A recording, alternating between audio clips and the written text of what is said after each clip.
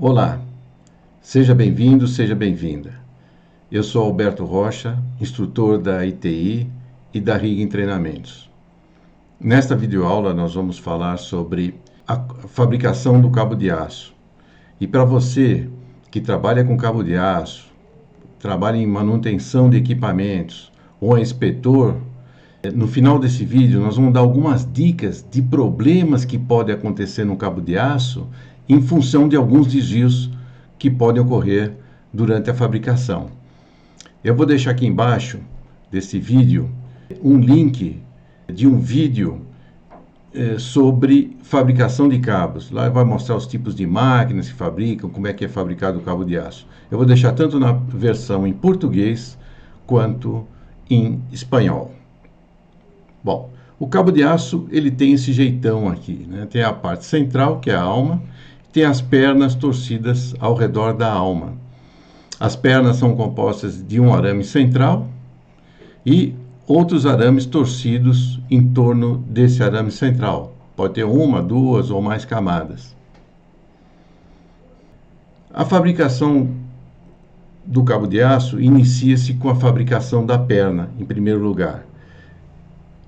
Os arames são torcidos em torno de um arame central, passam por uma matriz e desse lado aqui sai a perna do cabo de aço. Os arames eles vêm nessa direção. Uma máquina muito utilizada na fabricação da perna do cabo de aço é uma máquina tubular, como vocês estão vendo aqui. É um tubo que ele tem uns furos nesse tubo. Nesses furos é colocado um carretel onde vão os arames. Os arames vêm pela lateral do tubo, vêm aqui para frente, passam nessa matriz aqui, e aqui do lado esquerdo já sai a perna que vai ser enrolada nessa bobina. Esse tubo, ele é apoiado nos roletes. Ele vai girar à esquerda ou à direita, dependendo do sentido de torção da perna do cabo.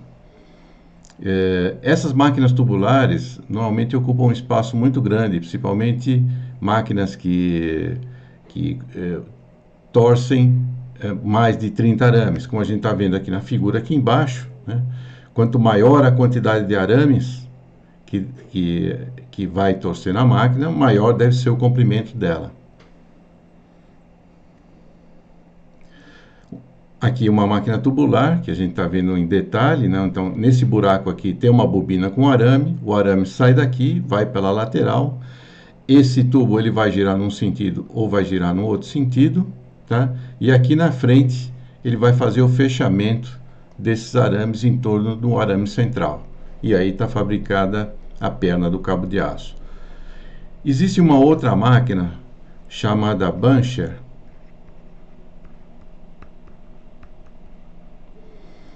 que ela tem uma concepção bem diferente dessa tubular. Nessa máquina buncher, os arames que vão ser torcidos em torno do arame central ficam nessa parede aqui, apoiados nos eixos. Então eles vão ficar só desenrolando os arames, e os arames vão para a parte da frente da máquina. Nessa parte aqui, os arames estão chegando aqui, passam por essa guia aqui, vão para a matriz, todos os arames vão na matriz, estão andando nesse sentido aqui. Então, dessa parte para esse lado aqui, é que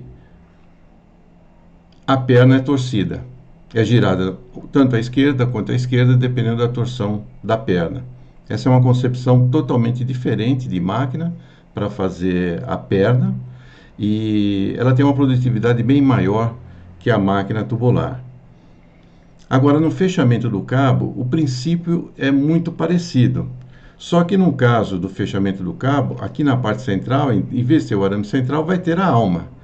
E as pernas vão ser torcidas ao redor da alma, passam por uma matriz, e aqui desse lado aqui já sai o cabo de aço. Pode ser usada uma máquina tubular, ou uma máquina planetária também, para fazer o fechamento do cabo. No fechamento do cabo, existe uma operação que é muito importante, chamada de pré-formação.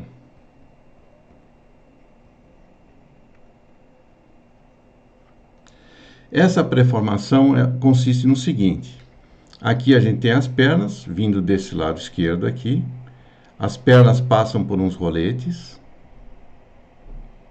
passando por esses roletes, elas vão ter uma formação, uma forma helicoidal, e essa forma helicoidal é suficiente para que a perna fique assentada totalmente na alma, sem apresentar qualquer tipo de tensão. Essa operação de pré-formação é muito importante.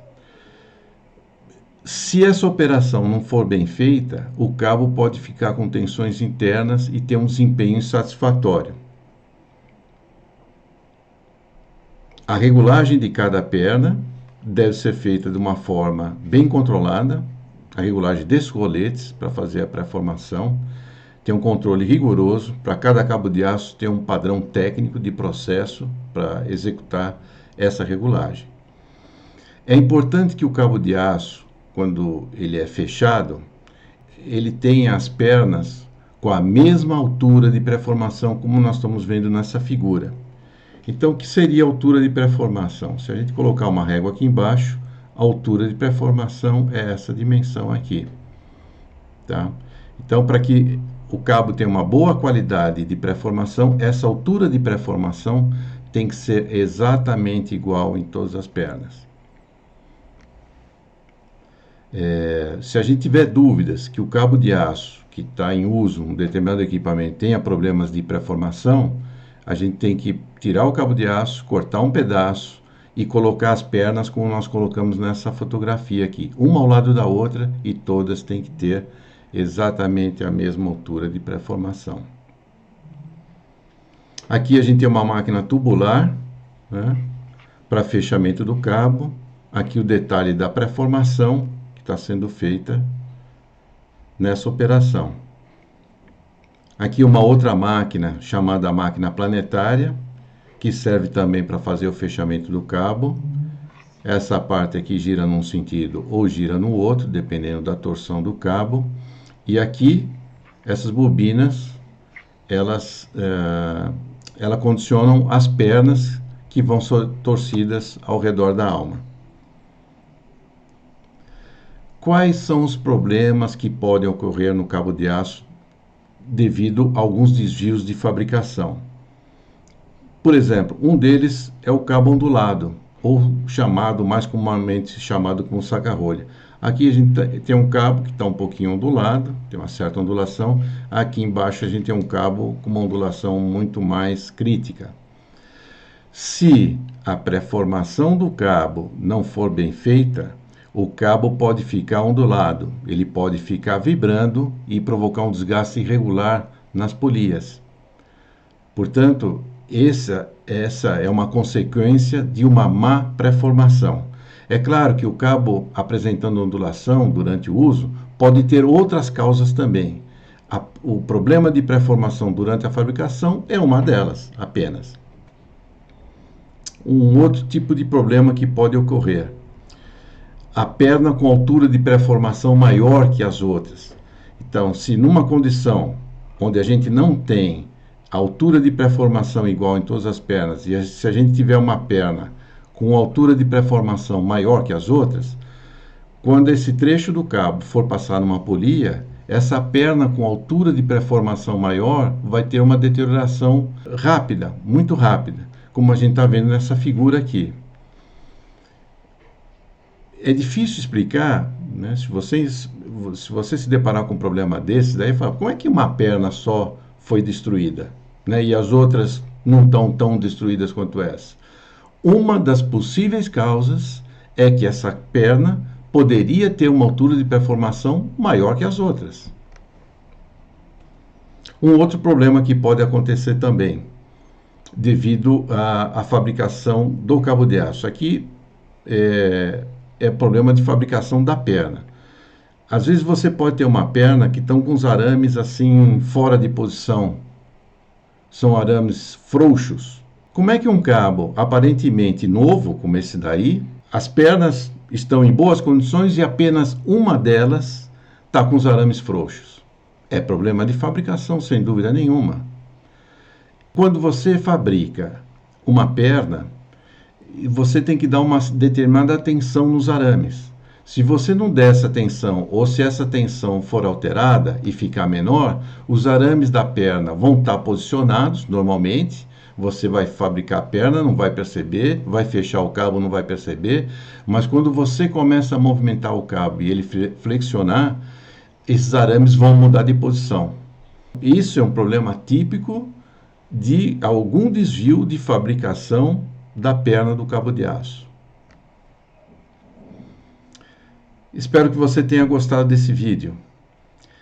Se você gostou, dê um like, inscreva-se no nosso canal, ative o sininho para receber as notificações das próximas publicações. Nós vamos ter muitas publicações ainda pela frente, principalmente de cabo de aço. Muito obrigado pela sua atenção e até a próxima videoaula.